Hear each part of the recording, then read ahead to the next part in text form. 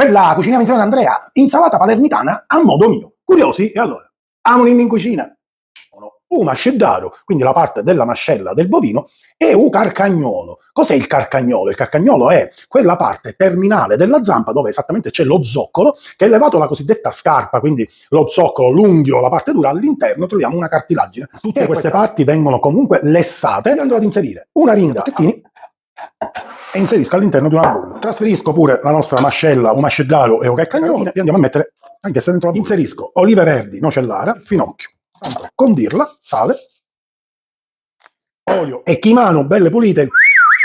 Andiamo a usarle come posate. Un ultimo consiglio ed è quello di procuratevi un pezzo di pane chilo serio, perché alla fine la scarpetta è d'obbligo.